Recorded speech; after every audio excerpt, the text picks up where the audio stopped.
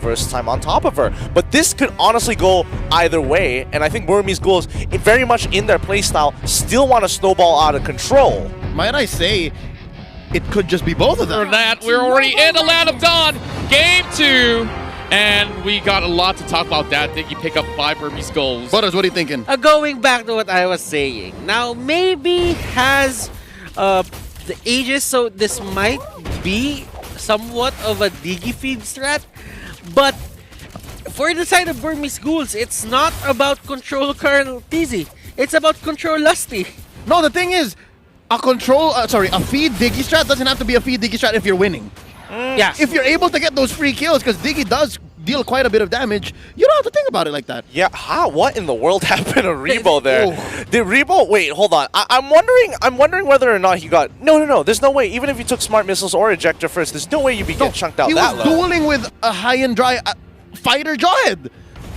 But there's no way he would catch up to him almost ever unless he walked up too far, unless he got punished by Ruby DD, who's probably hiding in a brush. Yeah, most likely. Because I think in terms of items, the 1-1 doesn't get the movement speed or the boots early on, while for the Jawhead, they get that. They go boots first. They go boots for the side lane. Yeah. And now, as you can see it, he got the boot now. The boot. Probably he just sold his item, just got it. He knew that he needed it the most. I suppose. But I think these are one of those situations where you don't want to like walk up a little too far, especially when you know there's a Jawhead off lane. The moment you see high and dry, it's like, if this is a dead giveaway, you shouldn't be mistakings like that. Oh, but Few using that Purify to get on out of there, and I think, you know, this game, it is slowly begun. Give it 2 more minutes and it's going to be a fiesta. Oh. Turtle Cam. Turtle is now up. Rebo here still having a hard time. Ace in the area. And Ruby DD, they positioned themselves to the turtle. I think they're going to start it up. I'm looking at where Kid left his traps. There's got to be some in the bush, at least entering this greater turtle area. Right now, oh, that's going to be Carl TZ. And Flap TZ coming in. Oh, first blood drawn here by Carl TZ. Down goes maybe. But that's, I guess, what a Diggy does. Anyways, Carl TZ looking low. Oh. And these finding these pickoffs on Carl like it's nothing. And Farsa goes down as well. He gets hit by the arrow. And man, oh man, Burmese Ghouls are just controlling the early game. Yep, I mean, this game really is just snowballing in the way that Burmese Ghouls wants to, but Rebo is going to have the time to sit on top of the on the top lane and get a little bit of that gold, trying to slowly just maintain the gold lead, keeping it even. Don't want to lose too much out. Arm's reach is it still right now, about 200, 300 gold, 3 minutes in. Oh no, I wonder if Rebo knows. This is huge. Lusty gets caught in by the reverse time, catching a few bombs himself. Carl TZ sitting at 1-1 with the mystery shop. Now, here you see how, yeah, despite how nice the draft is, regardless for both sides, you kind of feel that Bren Esports, they know that they're on a clock every single time. They know that they can't go as slow as they did game number 1. They couldn't really control the early game here for the side of Burmese Ghouls, even if they had the Claude. When Bren Esports used the Claude, they were controlled heavily by the side of Burmese Ghouls. It just seems to me that they cannot return the favor. Yeah, I don't think they have enough items to start pushing their agenda just yet. They need a little bit more time for a lot of their heroes here, but I think you have to give it a Flap TZ. After finding that first initial pick onto Diggy, it's looking good, but now he's going to get jumped on, and rotations are being made. Don't think it's going to be too big of a deal here. I mean, even topside, you can see Burmese Ghouls just potentially looking to gank. And we are going to have a pause. Raptor Machete is now up for Ace. In terms of stacks, I think it's probably at 12 now. It's gonna hit 15 ults. The Burmese Ghouls. That's the Burmese Ghouls. Yeah, that's the thing. I was leaning more to the Burmese Ghouls rather than Bren wanted to be jumping in a little bit too early. But it's a matter of perspective, you know. It's a matter of perspective. Now, Bren here on towards the top side, as you can see, both having their insurancy policies of Ace and as well as Rebo to make sure that they can carry the team at the end of the day. But despite losing the first turtle, it's 10.8 to 10.8k. Very close. Bloodlust Axe is now up for D.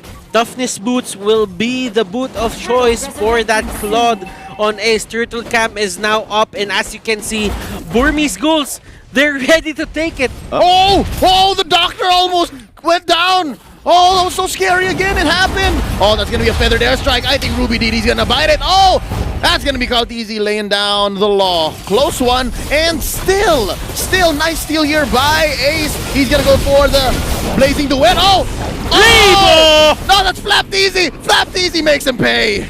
Oh my goodness, that is going to be the fight that D wants. He tries to go for the counter initiate. Few on the other hand, he escapes. Cartese here trying to make the most out of this. Maybe he will go down, maybe not, and maybe he will live. Oh my goodness, I don't know, but I've been noticing for the entire M2, how are people getting away with 1 HP more times than they should? I mean, I don't know if it's somewhere on the map, but right now, oh, delay damage onto Flapteasy. Okay, I have an idea of how to explain it, right? Remember how there's so many chases happening in this game so far? It's because Burst. Burst seems to be the name of the game currently in Mobile Legends. And second, why are games so fast? 13 minutes, 14 minutes? Again, because of the timers. They're just so much shorter in the jungle, and that's why heroes develop so much faster. Next, why are people getting with 1 HP? I'm guessing it's just mechanics, man. We are playing at the top of the competitive ladder. This is the highest echelon of MLBB competition. So, hey, if I'm better just this split second, then you don't get the kill. Honestly, I just feel a little unlucky. Like Burmese Ghouls have landed all of their abilities, and Few just makes it away with literally 1 HP. And the same has gone the opposite side as well. But wait, hold on. This might be something here. Oh, maybe getting caught out, but that is his answer to that Imperial Justice. It's going to be the reverse time. Now, onto the top lane, we're seeing Carl here try to control the lane for a bit with a Farsa, and 1-1 is relegated to the bottom lane. They're just giving him space, and he will be there, and maybe he will go down. That is going to be Deadly Magic taking his life. Oh, this is what they've been waiting for so long. And okay, now they've got a little bit of a kill lead, but that's not all, as they want to push a little bit further, especially when it comes to these neutral objectives. Okay, so now they have control over the jungle. D is in the area. He can use the Black Dragon form. Lusty getting hit by the arrow. And look at this, Imperial Justice on Ace. Flap goes in, and that Labu just goes in and tries to deal as much damage as possible, but he gets kited. He takes maybe down, but he goes down in the process. That is a 3-4-1. I think the name of the game for Bren Esports right now is to just minimize their losses, and oh, Cartese gets caught out. I think for Bren Esports, despite them locking in that third turtle of the game, they really just still want to invest in Doc Rebo. They still want to make sure this 1-1 gets there. It's because they could have really called for 1-1. They could have said, hey, we're going to pick a fight here in Turtle. Please help out. But no, they just said, okay, you farm up. You make sure that we make it to the late game. And we'll just make sure that we win or just don't die as often. And now here's an Imperial Justice starting it off. And he goes for the Blazing Duet just in time before he got stunned. And Lusty, he's finding these Imperial Justices on the Claude. But in terms of follow-up, we don't see it. I mean, Lusty is just taking the opportunities as they come. Luckily, he's getting out without getting punished too far. But like, you could see on the minimap that like everybody, Rebo, Cartese as well, even with the space escape, could not catch up to it. There was just too much distance to cover. Oh my goodness, and we are probably seeing Burmese Ghouls. They are close to just getting this series win, but Bren Esports don't count them out. Rebo is still their insurance policy, and this is going to be the weakness finder for Rebo. If I'm not mistaken, this would be the weakness finder, and this is going to occur once we hit the late game. Yeah, and more importantly, it just allows him like, oh, I don't have a corrosive sight. That's fine. I can still run you down the moment it procs literally once or twice. It's not the most fun in the world, but as you can see, the game is slowly starting to progress in a way that Bren is actually quite happy about. All right, you're literally, what, 2K ahead of me. No big deal. As long as it's a 2K margin, one fight, we can turn it around, get our power spike, and then look to fight you later on. Yep, and I don't think they even need to win fights. They just need to survive fights and just live to see Doc Rebo with that MD, all right? Like, this is exactly what it feels like to have a doctor in your family. It's gonna take a while. The studies, oh, don't get me started. That's a decade plus.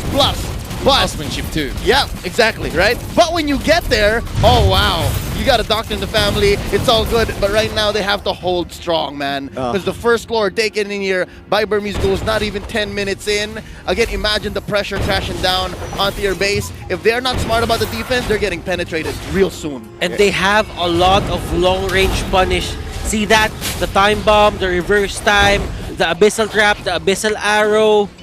There are a lot of things that Burmese Ghouls, they can use these things as a way to punish Bren Esports. If Flap goes in, they can just turn on Flap and just punish him.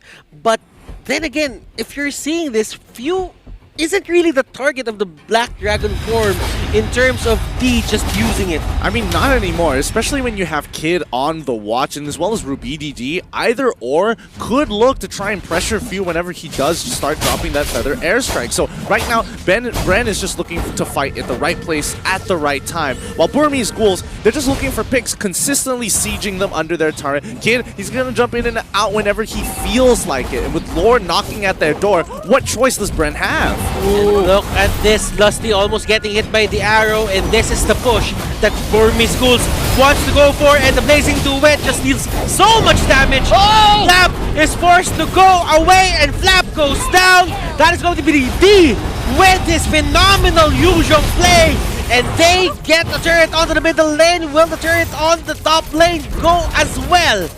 And Bren Esports, they minimize the casualties, they minimize the losses.